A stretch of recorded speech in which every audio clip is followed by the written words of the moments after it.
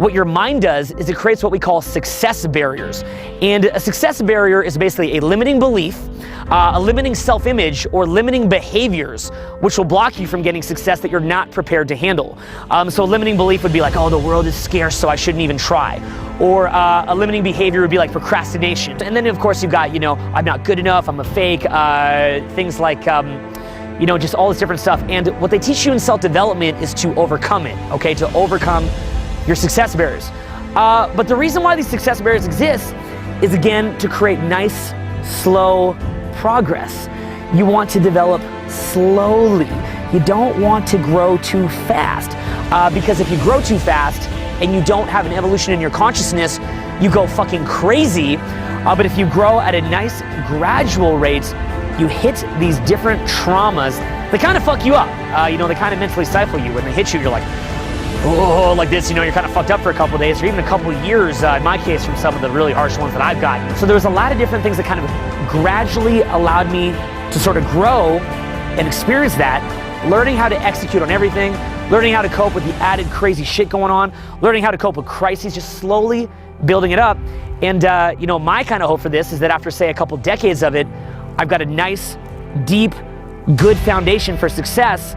And really kind of what I hope for you is that you want to achieve the same thing. What I'd say to you is, look, as you're going through your journey, realize that you're gonna have success barriers that hold you back from moving too fast. And that's fine. And you should push into them, just like being at the gym. Just, you hit that next weight level and you gotta push through it and it's gonna hurt. Just realize that those success barriers are there to help you though, just like how pushing that weight is there to help you as you develop thicker tendons, bigger muscles, is there to help you. Keep increasing the level of understanding that you have, the complexity. Keep increasing the level of stress that your emotions can tolerate. And I think the payoff, just in my opinion, is like a real understanding of the world and sort of a way of engaging with the world where little petty things don't bother you as much as it bothers a regular person. And it doesn't mean that you shouldn't defend yourself against those things. It doesn't mean you can't stand up for yourself. It just means that you'll have a greater perspective towards all of it. So don't be afraid of emotional trauma. Okay, the road to success is basically paved with really cool highs and really low lows.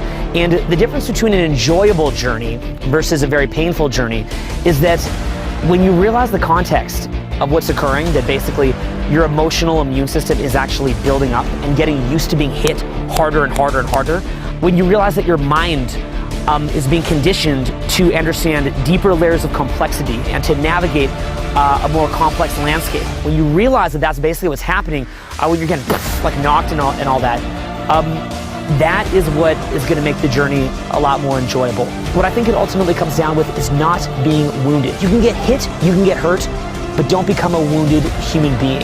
Adapt your behavior. Obviously learn how to navigate a more complex environment, but keep yourself open, keep yourself childlike, and enjoy the world, okay? View the bad things even as a lesson about what the world's all about. And just keep enjoying it. The world is only bad relative to some perfection that does not exist. So enjoy it for what it is, and just keep learning, keep learning.